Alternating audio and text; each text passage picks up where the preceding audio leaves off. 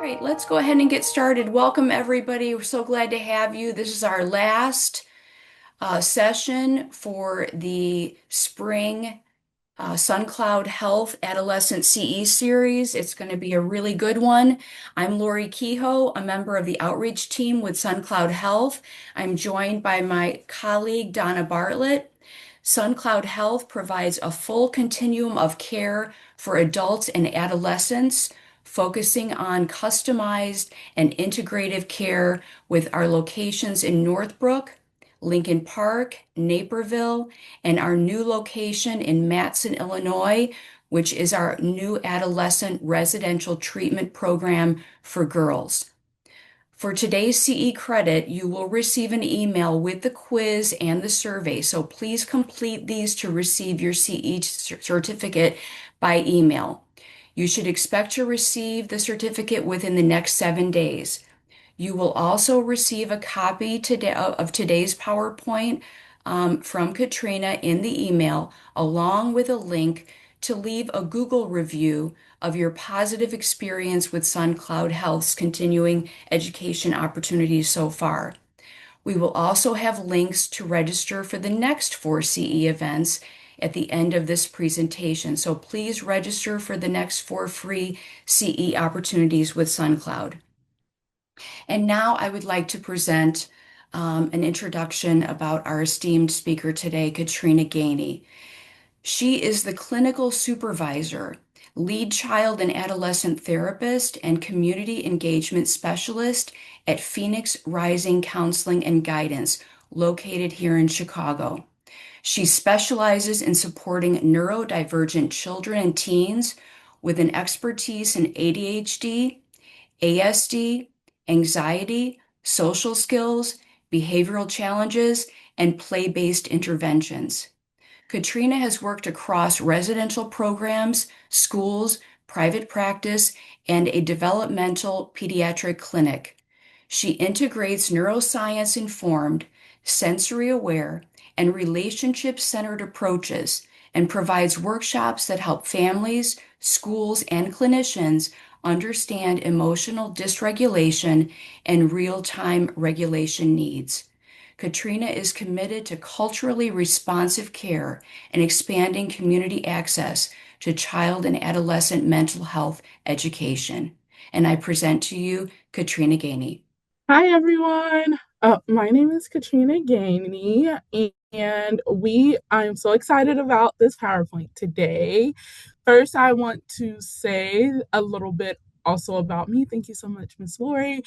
A little bit of why this matters to me. As stated, I am a clinical supervisor and lead child and adolescence therapist, but a lot of my work is with children with ADHD, ASD, and anxiety and behavioral challenges, and I've worked across various settings.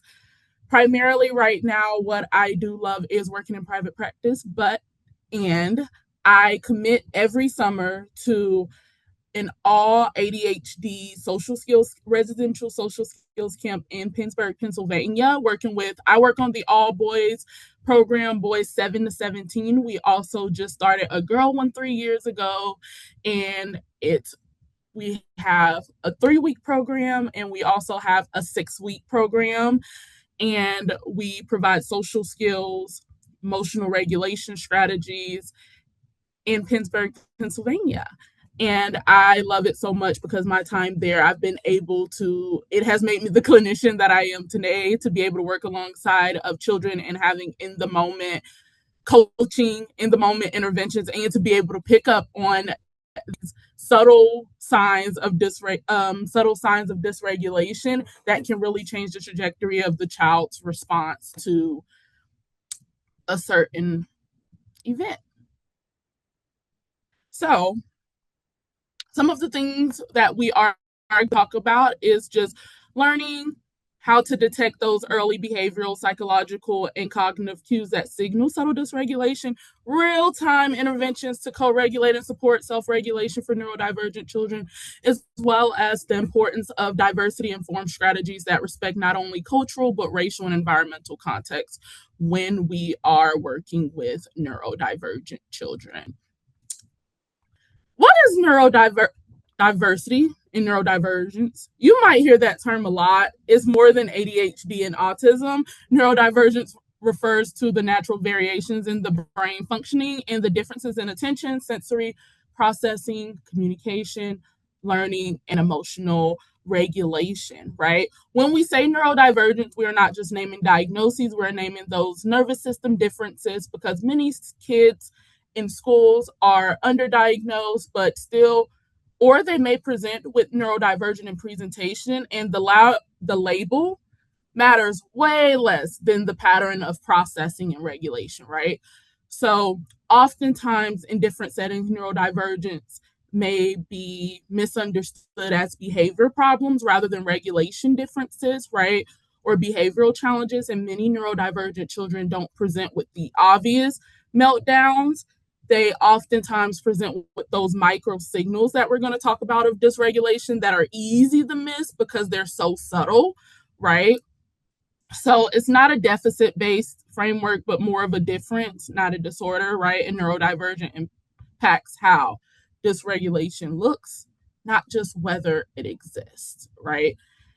And, and have the umbrella right here because oftentimes we don't know that neurodivergence also includes, learning disabilities, intellectual disabilities, Tourette's, Down syndrome, OCD, right? Williams syndrome. It includes way more than ADHD and autism. And we need to make sure that we're neuroaffirming to all neurodivergent diagnoses.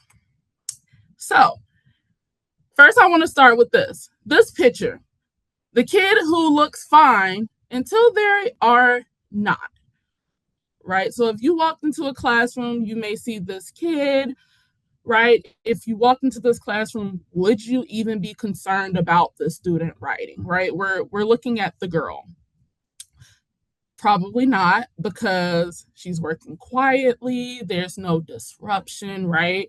But subtle signs may appear if you can see a little bit the frown face, right? May get up, sharpen a pencil repeatedly, erasing more than usual, right? Slowing down, and then suddenly a teacher may come over and say, "You need some help." Suddenly it might be, "I don't care." By the time we noticed, we're already late and we missed the early window for support, right? So subtle dysregulation includes those micro signals that we just talked about, some behavioral, psychological, cognitive, and emotional cues that precede overt meltdowns or disengagement. And it's very important that we notice these cues, right? Because it creates a window for early intervention, allowing the child to regulate before escalation. So, a quick question for y'all, if y'all can put it in the comments, in the chat box, how often might subtle cues be missed in your work, do you think? This could be examples from classrooms, therapy sessions, or telehealth visits, right? How often would you say that they are missed?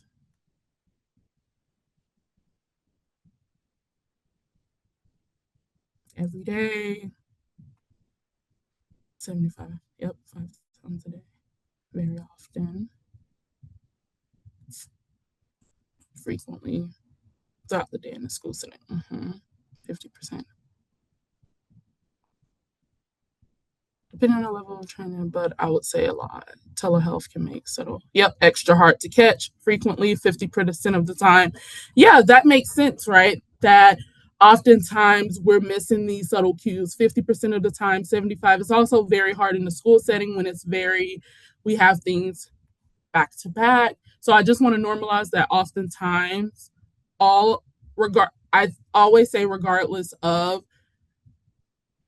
the clinician, if you're seasoned, if you're not, sometimes we all make mistakes and we forget those subtle signs of dysregulation, and it doesn't have anything to do with the person. We're just also always attuning to the children and their behavioral, emotional cues that may be popping up, right?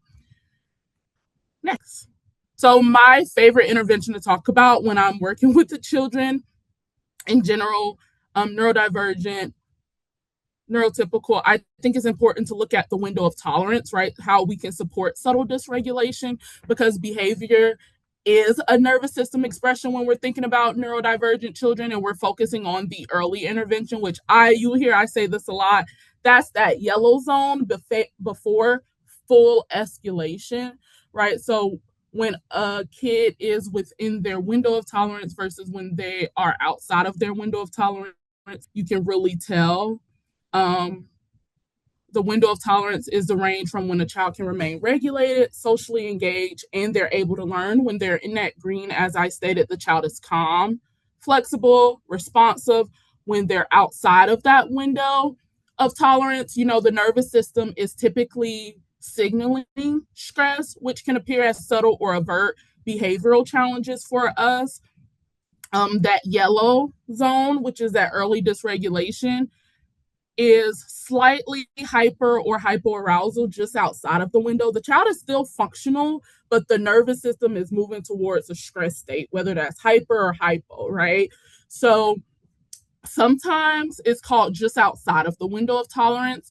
Behaviors are signals of dysregulation, not intentional misbehavior. So usually when we're looking at the nervous system state, we need to realize that when they're in that yellow, they're not fully overwhelmed, they're slightly mobilized.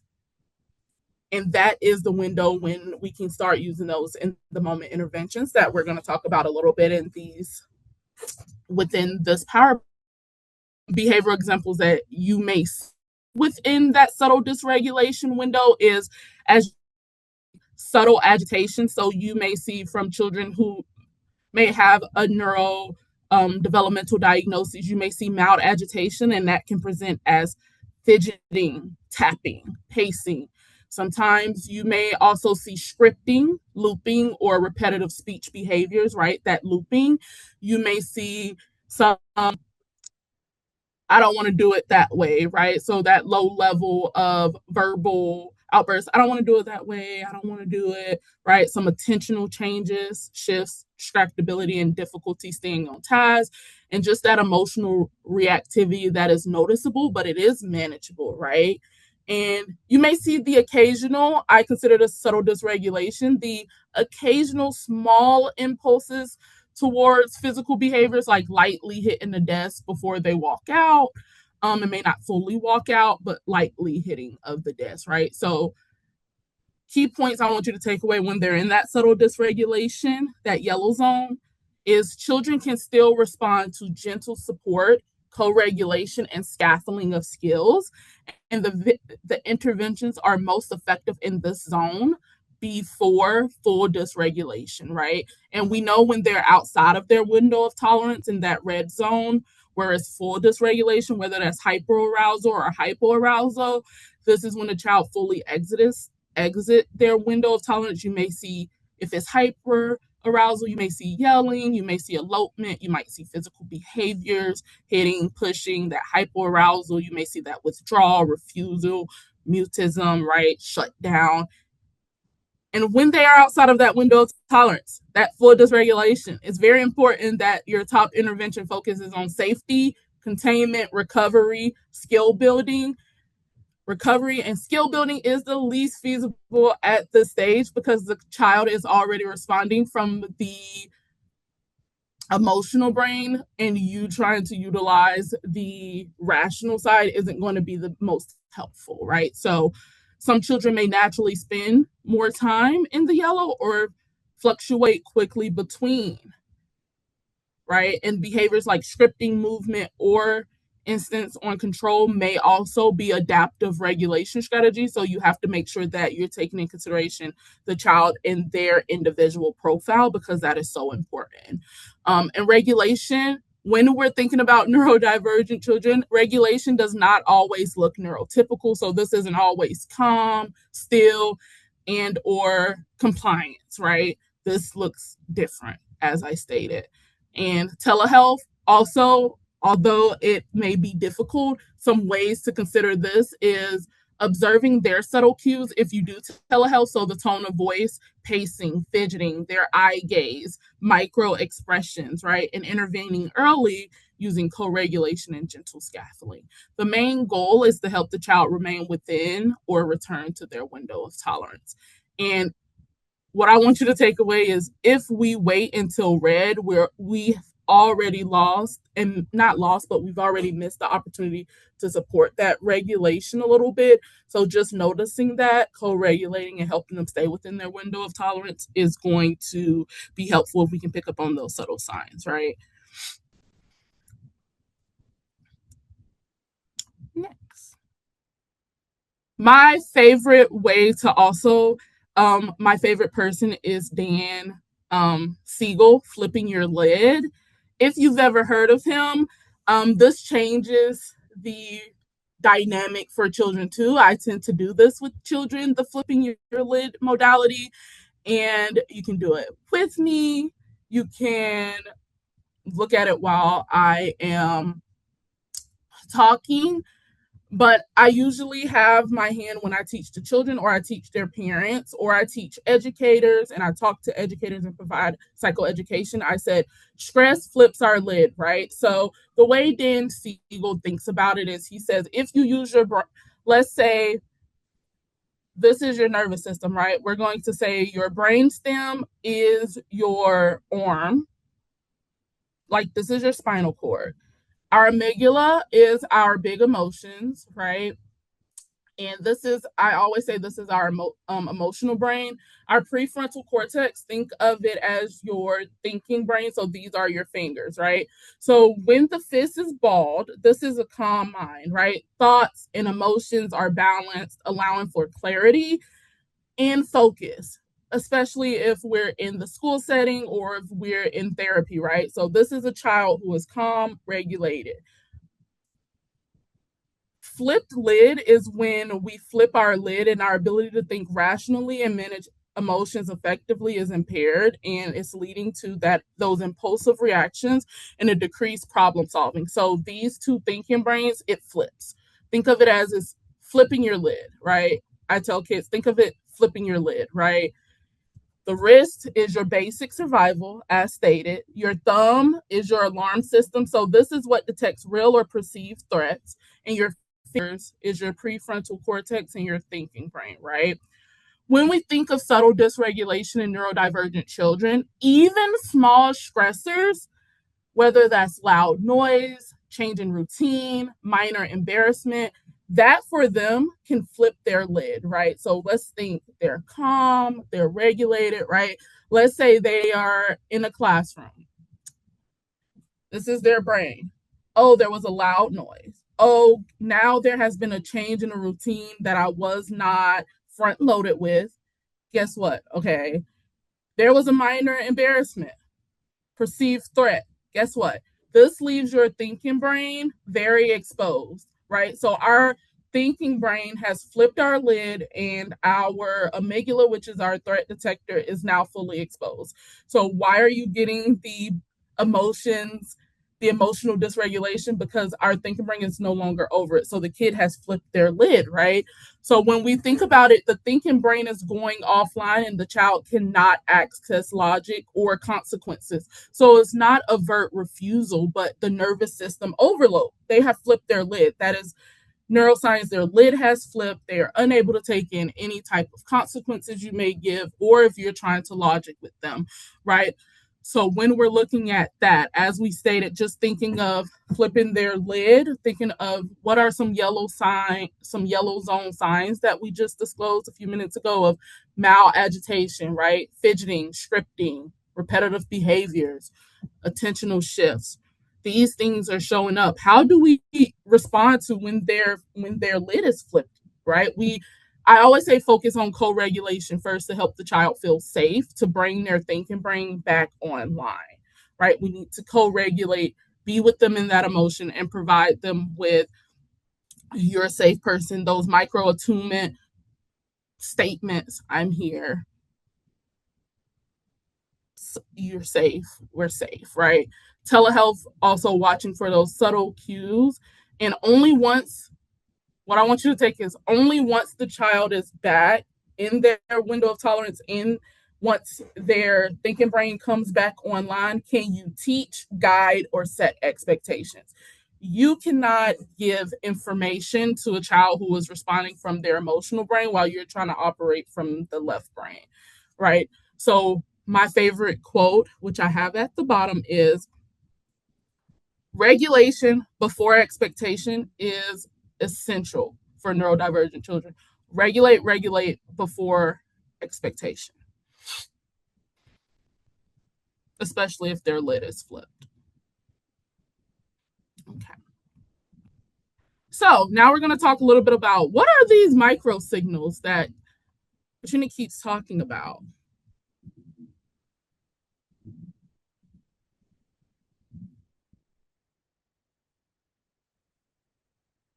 Right? What is this example that I am talking about? So some micro signals, right? And remember with micro signals and these examples I'm giving, it has to, when you're thinking about your client in mind or clients that you work with who are neurodivergent, these are just some signals and examples that you may see with children who are neurodivergent.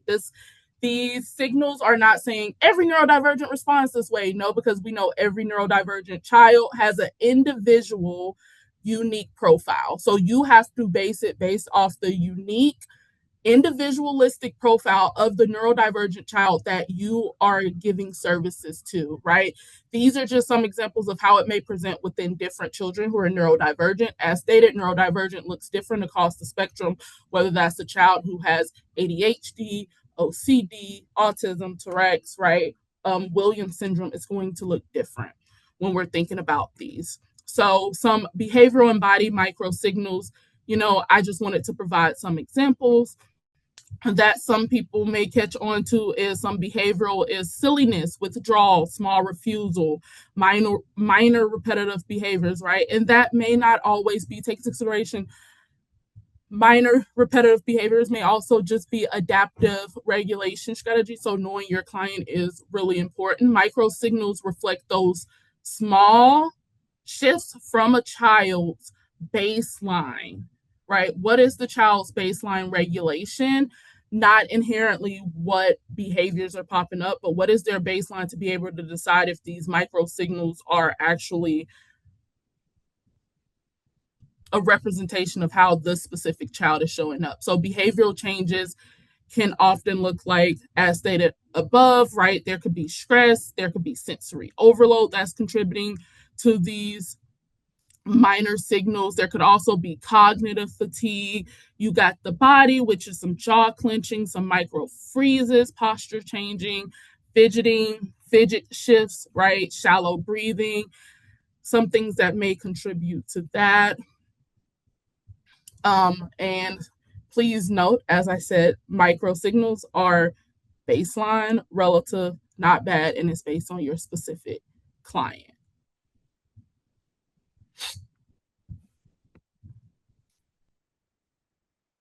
Some more examples of some cognitive and emotional micro signals could be rigidity, repeated questions, right? The loss of focus, I can't statements, emotional, I don't know,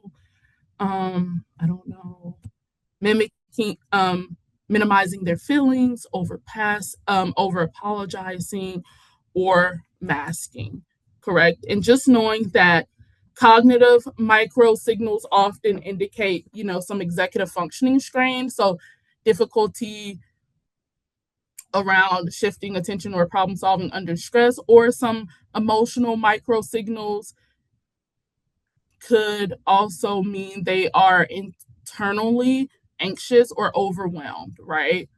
For example, a child who's suddenly over apologizing is often self regulating anxiety and not seeking attention, right?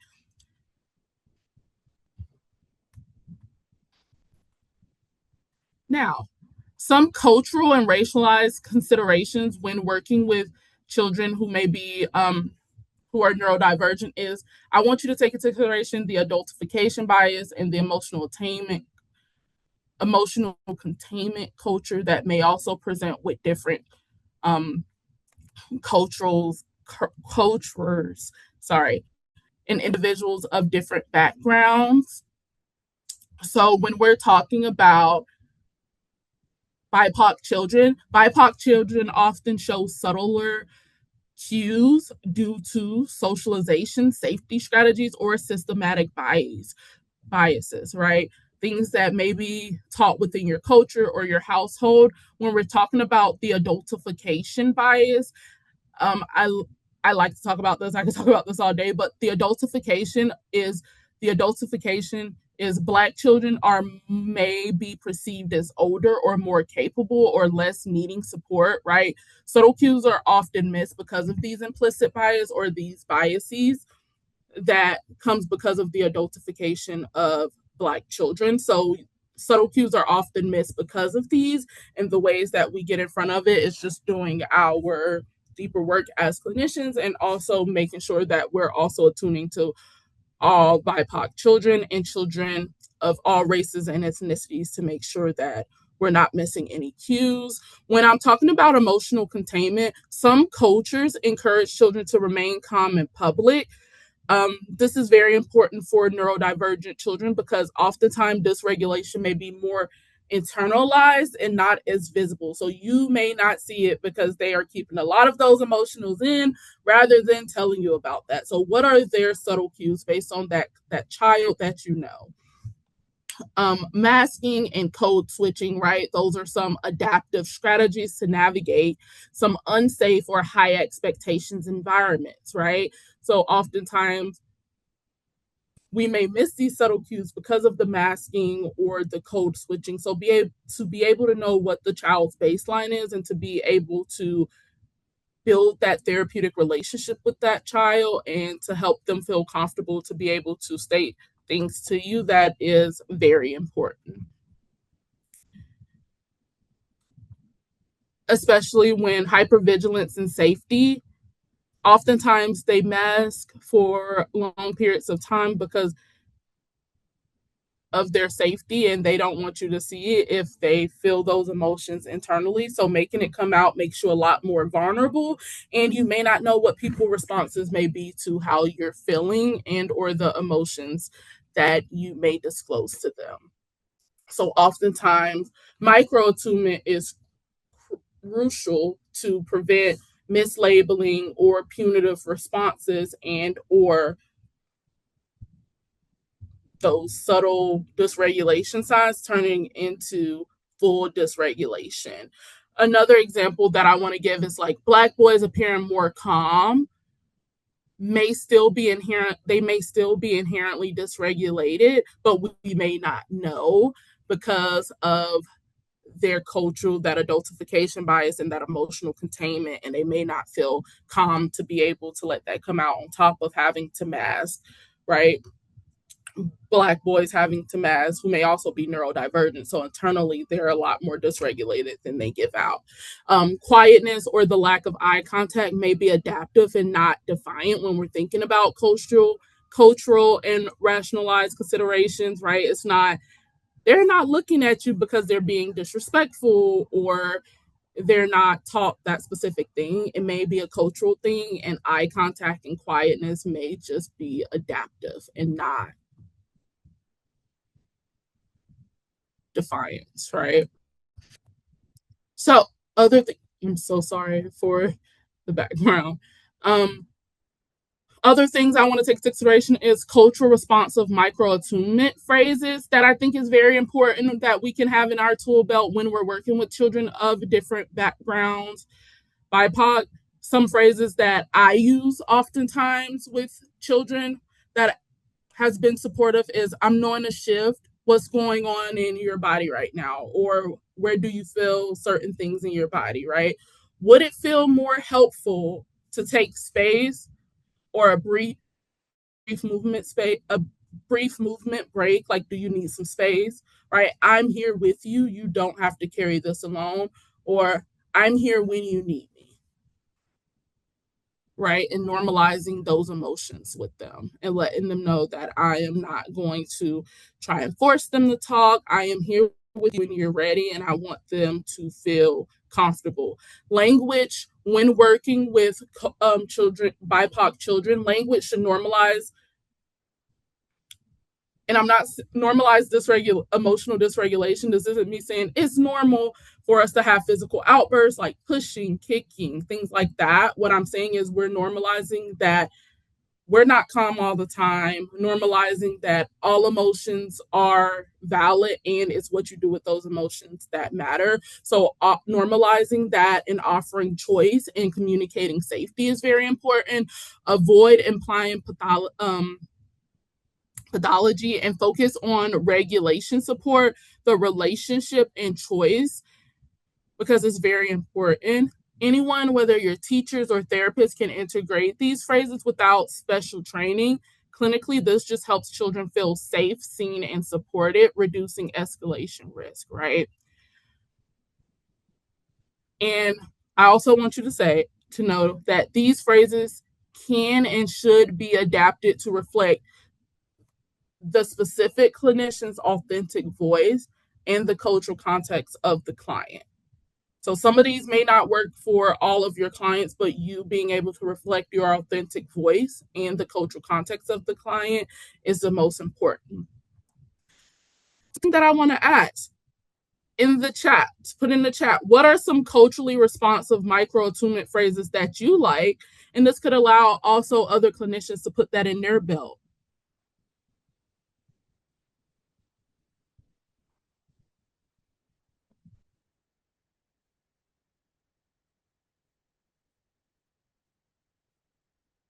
Do y'all have in the chat, do y'all have any micro attunement that you like? Do you feel in control of your body? Yep, I like that one.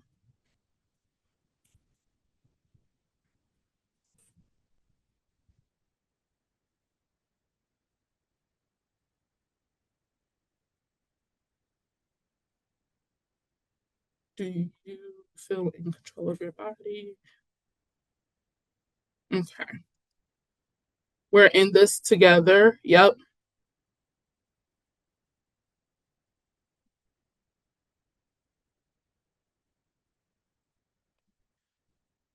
I like the three you've shared to our toolbox. Thank you. Okay. So I just wanted to ask that. And now I am going to move over to the next slide. Here are some micro intervention examples that I love, especially when working with children of a neurodevelopmental profile, is just some intervention examples. Now we're getting to them.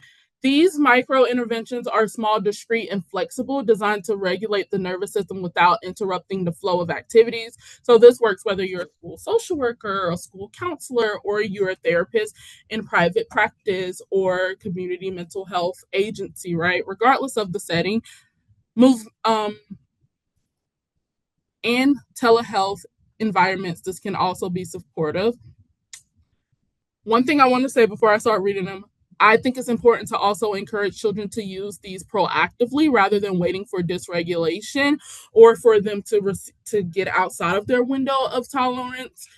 These strategies support those early interventions targeting that yellow zone, those subtle dysregulation, so the child can stay within their window of tolerance. So first, the movement, stress, slash stretch, sorry, reset.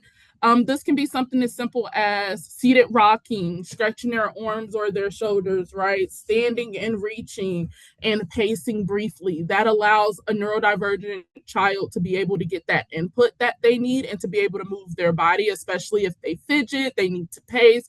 You can allow them to have that movement or that stretch break without them feeling as targeted. And it's even better if you're doing like a group therapy or if you're in a classroom, if it's integrated within that setting, that structure or that schedule, if it's able to be there, because it helps to release that tension and mobilize or settle the nervous system, depending on whether the child is hyper or hypo aroused, right? So it can be done without drawing attention, as I said, and it allows the child to self-regulate discreetly. And it supports them to return to their window of tolerance so that their thinking brain can come back online. So I love breathing with a visual anchor, as stated. Please, please, please, please make sure that you are making these based on your client's individual profile. That's the most important, because some of my clients like breathing with a visual anchor. Some of them don't, right? So it's really, you have to see what is your child's sensory profile, what is your client's visual, their auditory processing. Is this something that's going to be very supportive for them? I love to offer, though, a breathing with a visual anchor, which to teach them slow, intentional breathing paired with, whether that's a timer, moving bubbles, or simple color cue. We may blow bubbles together, blow the bubbles slowly. That's just going to help the child to calm their hyperarousal or support gentle mobilization for hypo arousal. And this can be useful across all settings. And it reinforces the idea that even small manageable tools can help prevent escalation, right? My favorite, a child chosen fidget or grounding. This can be in all settings that let the child be able to select a tactile or a sensory object that helps them to feel regulated, right? This can be something as simple as a stress ball, sensory putty, soft fabric, or hands-on heart grounding. 5, 4, 3, 2, 1 grounding techniques, right? And it's just going to encourage that autonomy and self-awareness while letting the child learn which strategies help them regulate, right? And these subtle tools can allow co-regulation without drawing attention, and it respects the neurodivergent differences in self-regulation, right? One thing that may work for one neurodivergent child may not work for the other one. So making sure you have a good amount of regulation strategies that may be helpful to have it ready for your children or your clients. Humor or co-regulation phrase, I feel as though that this one is underutilized. Using a brief playful statement or a shared phrase to help reconnect the child socially can work wonders. I saw this a lot even at the camp I work. If the child, depending on their age, let's take some superhero breaths, or even if it's a small inside joke or a phrase that the child enjoys. This can be something as simple as, do y'all like SpongeBob? There might be a SpongeBob phrase that can bring the child back online. It can help to engage the social engagement system, signaling safety and connection. And I've seen progress with that with my specific clients, with some humor or co-regulation phrase, and I've seen it work with a good amount of clients. Another thing is it helps to bring their thinking brain back online while maintaining that rapport and safety. So ultimately, I want you to think and to take away micro interventions can prevent escalation and allow them to return back to that to return back to their window of tolerance, and they can maintain engagement and to support regulation rather than focusing on compliance or behavioral control, right? And it respects their differences in self-regulation, sensory needs, and coping, which is very important. Now, another intervention that I do like is micro mirroring and the 5% shift. When working with children, especially my neurodivergent children, micro mirroring is just subtly matching the child's energy level without mimicking.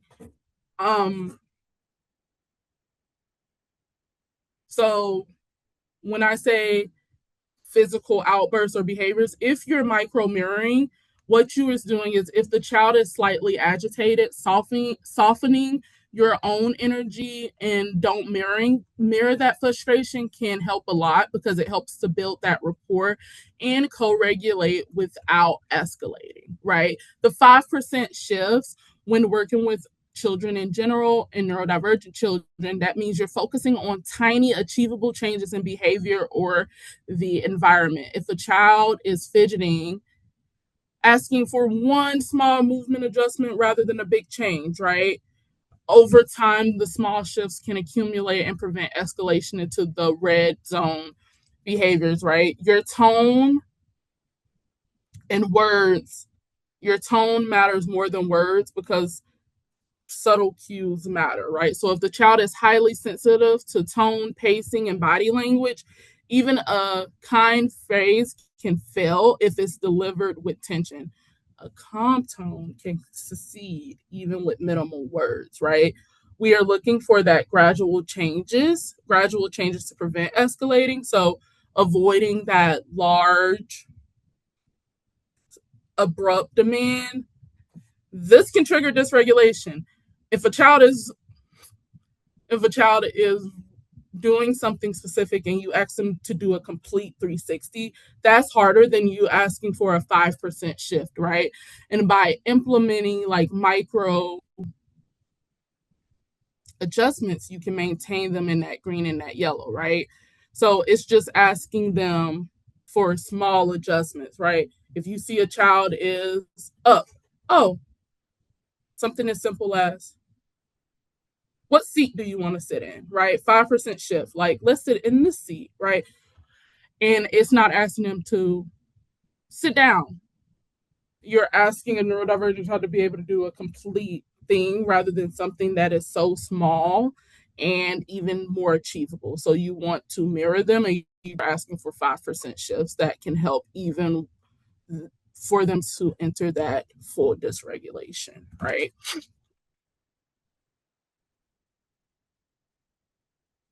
So pre-correction and co-regulation, as stated, as you hear, it's very important to set expectations gently, especially when you're working with neurodivergent children. I am a big advocate of saying no and stop are not in my vocabulary. So finding another way to word it so the brain doesn't just get a negative connotation. So if a child is running and you need them to slow down, not no running, stop running. It's remember walking feet, right? And make sure that you have modeled what this walking feet is. Um, and then another one that I do like is modeling calm and inviting the child to join. You can do also when you're working on pre-correction and co-regulation, you can do this within telehealth, where that's just asking for emojis or hand signals, and you're focusing on the present rather and not punishment with the child and just meeting them where they're at.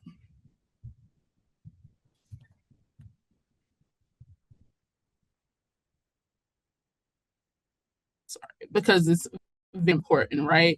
And the pre-correction is ultimately that proactive strategy, as I'm stating, which if you say, sorry, I'm going back up, if you say don't run, that can trigger threat response because a child, like I said, that's a negative connotation. You want to gently remind the child to of the expected behavior and then continue, right? Pre-corrections reduces that amygdala activation, which is our big emotions, by setting expectations without creating shame or conflict, right? And it's subtle, non-punitive, and it helps children anticipate challenges before they can escalate, right? So before a group transition, right, quickly reminding the child, let's line up slowly, let's take deep 3 deep breaths. This frames the upcoming activity as predictable and safe, and it's allowing that co-regulation, right?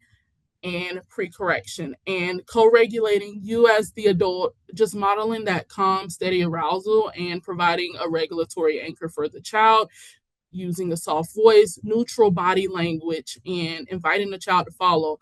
I'm breathing slowly. Want to try with me? Or let's press our feet together and count to 3, right?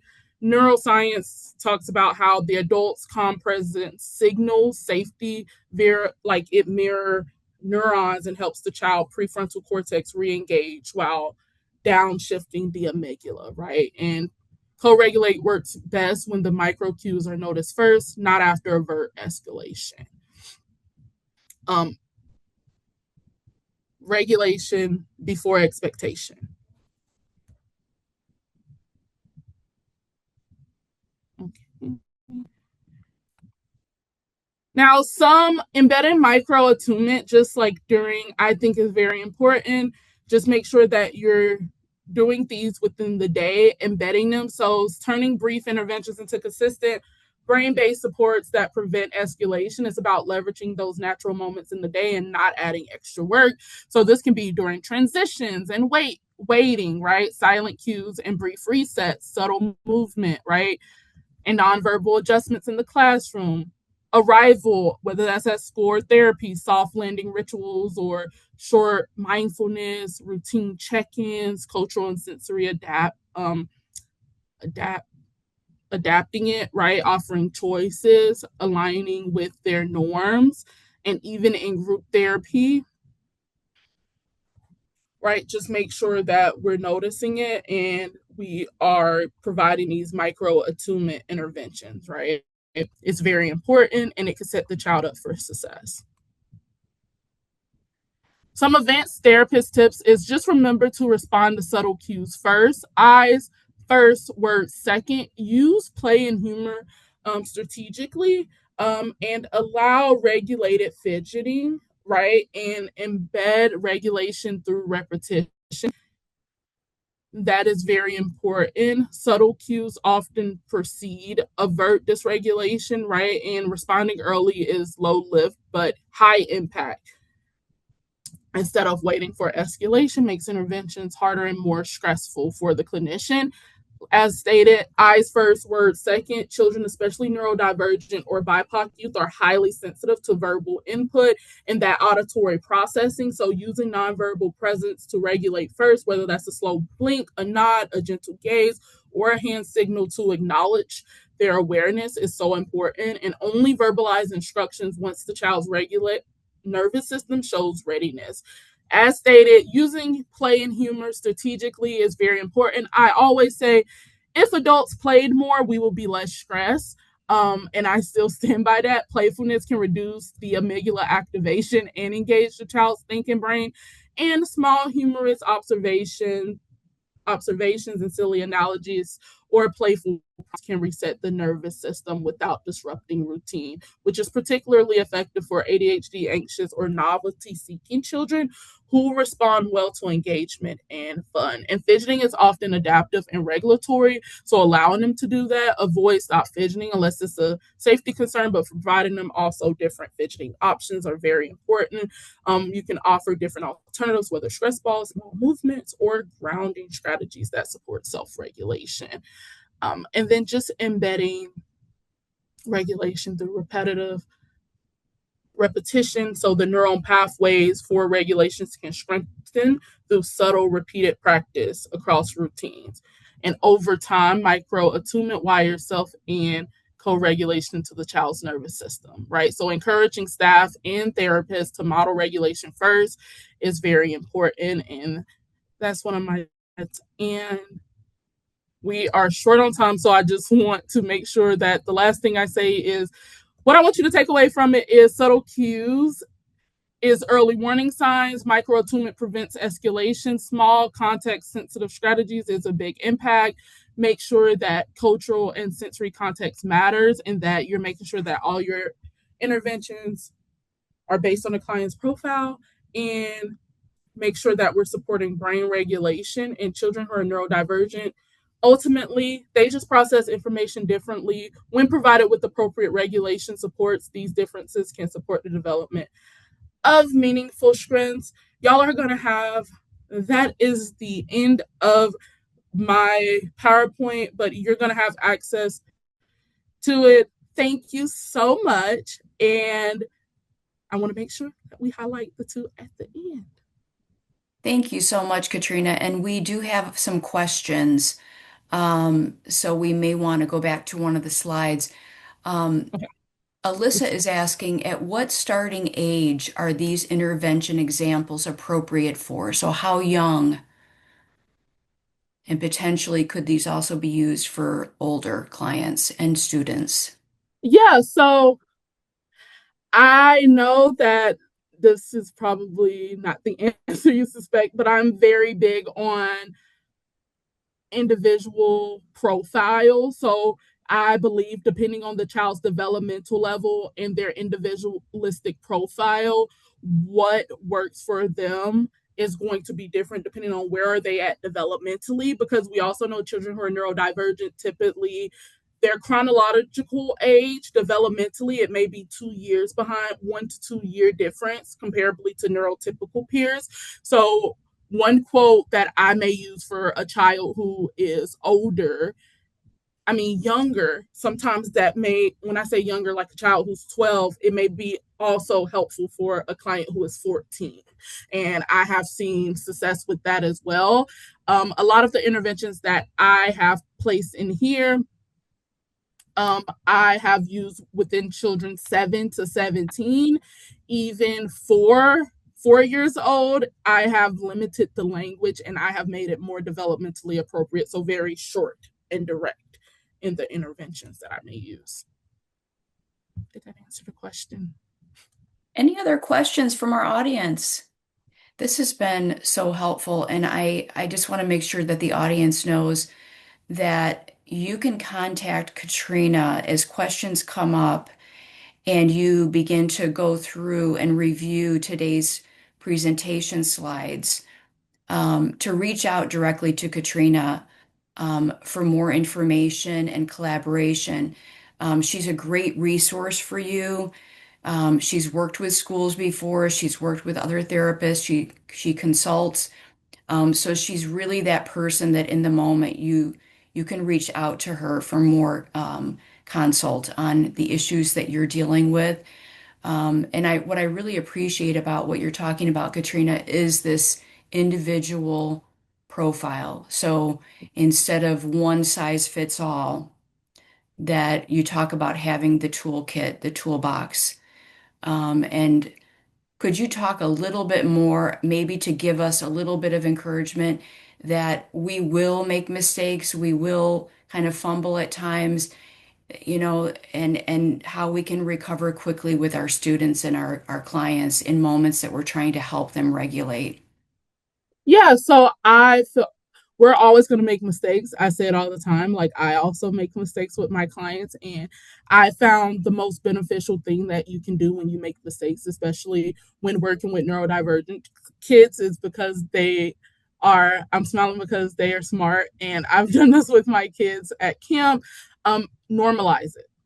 Normalize making mistakes, because oftentimes some children and or teens who are neurodivergent has that rejection sensitivity dysphoria. So oftentimes them making mistakes is really hard for them. Oftentimes I'm like, yeah, you're right, I didn't read that correctly, I messed up, I'm sorry. I say, how can I best help you? Or do you just need some space from me? Right? To repair that relationship and just to let them know I'm going to make mistakes and I don't know everything either.